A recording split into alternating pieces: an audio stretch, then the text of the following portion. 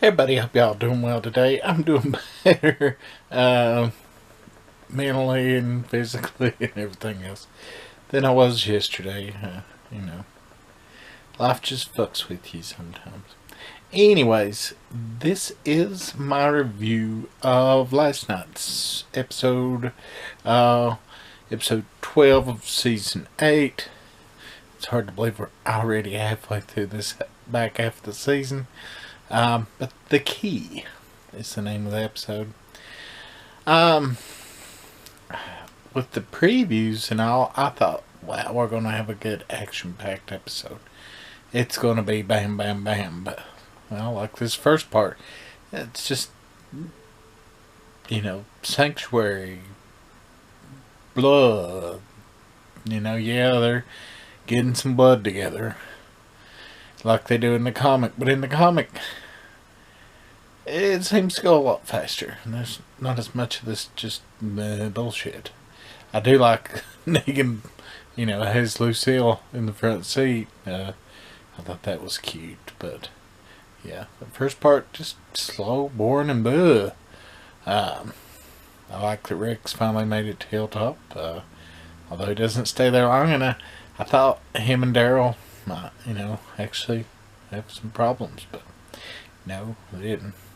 I do like that Rick isn't lying and doesn't say, "Oh, I'm totally better already," which would make no fucking sense anyway. Uh, I think the shit with Simon's a trap. Just like the shit with Georgia or whatever. That new woman, I don't remember anyone like that in the comics, but it's been a while since I've read that far back. So, you never know, maybe. I'm not the be-all, end-all of Walking Dead knowledge. I'm far from it, but, yeah. But I just don't trust them. Now, I did like the Rick and Negan, Rick ramming him and that whole fight. That was a pretty good fight, except for when Rick throws that hatchet.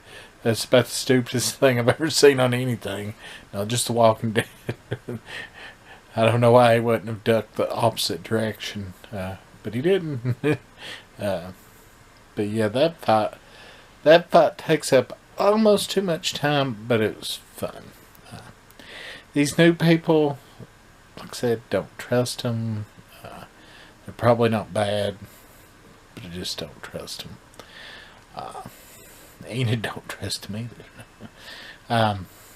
Yeah, like I said, the fight's probably the best thing about the entire episode. Because, it's one of those where you don't get to see a whole lot about what's going on with a whole lot of people. Yeah, I do like the fact that that Georgia or whatever did give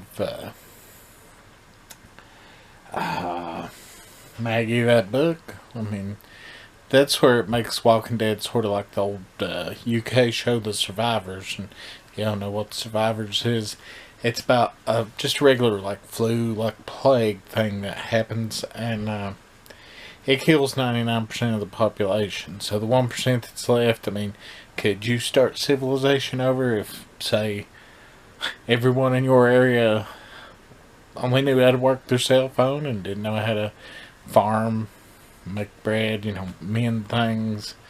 So it made a pretty interesting series, and it sort of puts me in mind of The Walking Dead and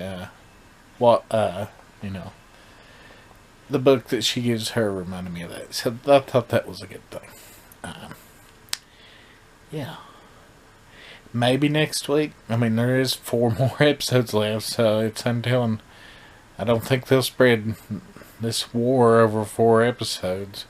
Well, of course, we've kind of been in the war, but I don't know.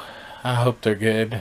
This one, like I said, it's not terrible, but it just, I felt like it could have been a whole lot more. The fight was the main good thing, and that's like a little less than a third of the episode, and the rest of it was just me. Whatever.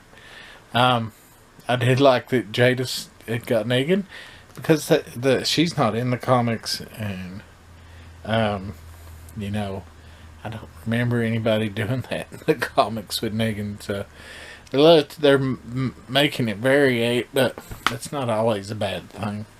So, yeah. We'll see y'all tomorrow for YouTube Jim.